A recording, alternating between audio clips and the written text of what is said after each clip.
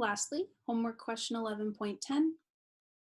I've expanded the heating curve just to give us a better sense of what's happening. The best thing to do here is to start at the beginning and then to follow the curve until we get to our final 27 grams of steam. So if we start as ice, we start here at point A at -6 degrees Celsius. We have to go to point B, so that will be step 1. So next we have to melt and go from solid ice at point B to liquid water at point C. So that will be step 2. Once the water is melted, we have to go from 0 degrees to 100 degrees. So step 3 will be gaining all that energy for that temperature change. Once it's at 100 degrees Celsius here at point D, it will evaporate and become steam. So step 4 is that phase change from liquid to gas.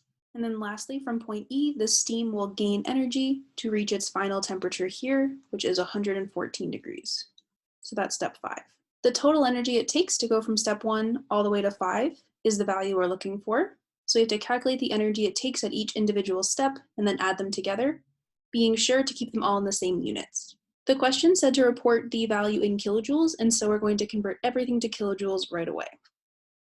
Starting with step 1, the system is on a diagonal, so it's just gaining energy and changing temperatures, and so we're going to use Q equals mc delta T for that. So the heat required will be equal to the 27 grams of ice multiplied by the specific heat of solid ice, which is 2.087 joules per gram degree Celsius, multiplied by the change in temperature, which is 0, the melting point of water, minus -6. This ends up being 338.094 joules, and if we want it in kilojoules, that will be divided by 1,000 to give us 0.338094 kilojoules for this step. Next, we'll have to calculate how much energy it takes to go from solid water to liquid water. This straight horizontal line indicates that it's a phase change, and so we're going to use the heat of fusion, as that refers specifically to the phase change between a solid and a liquid. We have to multiply this number by the number of moles of water that we have. We divide 27 grams of water by its molar mass. We're able to cancel out grams and convert to moles. And then from there, we can multiply by the heat of fusion value, cancel out moles, and just get kilojoules. Next, step 3, we have to calculate how much energy it takes to heat water from 0 degrees Celsius to 100 degrees Celsius. This is a diagonal line, so we're going to use Q equals mc delta T since we're undergoing a temperature change. So the heat that's required for this process is equal to our 27 grams of water, now that it's liquid, multiplied by the specific heat of water in the liquid phase. It's really important that we use the right value of C, multiplied by the change in our temperature. This comes out to 11,296.8 joules, or in kilojoules, 11.2968 kilojoules. Next, the fourth step has us undergoing a phase change from liquid to gas. The heat associated with that phase change is called the heat of vaporization, so between a liquid and a gas.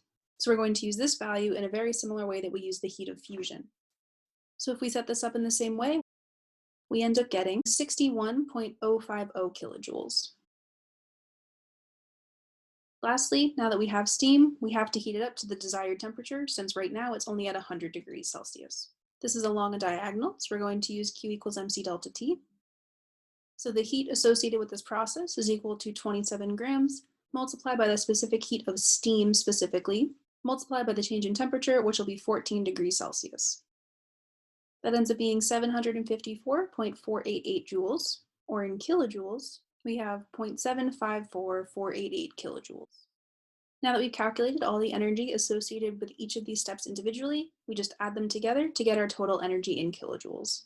So if we add each of these highlighted numbers together, we end up getting 82.469 kilojoules.